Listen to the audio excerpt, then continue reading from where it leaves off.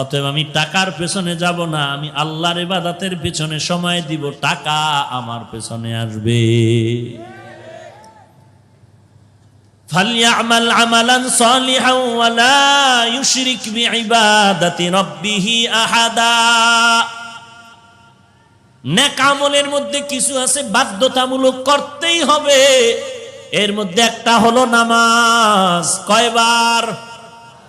কত ওয়াক্ত নামাজ বলেন না কেন? এমন মুসলমান যে কয় ওয়াক্ত তাও মনে নেই। নামাজ কত ওয়াক্ত? মাসে কয়বার?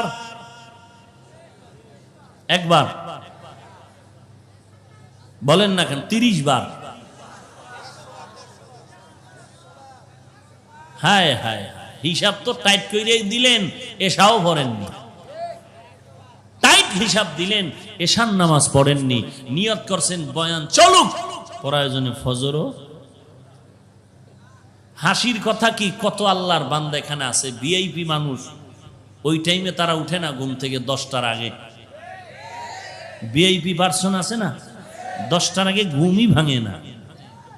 কেউ আসলে বলে খবরদার সাহেব, সাহেব গজবের ঘুমে আছে, এখন ডাক দেওয়া যাবে না।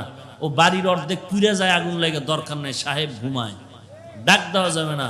যখন তার লঙ্গি থেকে আইসা আগুন লাগবো, হে নিজেই উঠবো। আল্লাহ হেদায়াত দান করুন।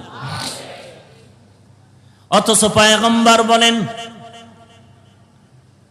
আল্লাহর পক্ষ থেকে বলেন, ও উম্মতেরা, 5 ওয়াক্ত নামাজ যদি তুমি আদায় করো, এক এক ওয়াক্ত নামাজের মধ্যে তোমার 20 মিনিট সময় চলে যাবে। ধরে নিলাম আধা ঘন্টা।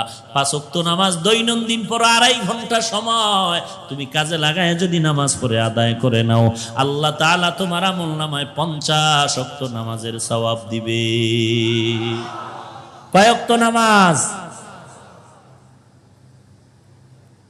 আল্লাহর নবী বলেন, উম্মতেরা, এশার নামাজ পড়ে যদি ঘুমাও, ঘুম থেকে উঠে যদি আবার ফজরের নামাজ আদায় করে নাও, রাতের বেলা ঘুমাইয়া যেই সময়টা কাটাইলা, ওই সময়টাও নেকের পাল্লায় ওজন দেওয়া হবে।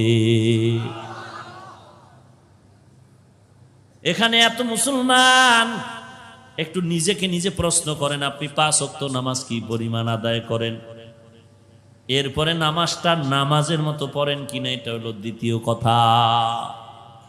ঠিক মতো নামাজ পড়বেন, গুনার আকর্ষণই তো ভেতরে থাকবে না যদি নামাজটা নামাজের মতো হয়।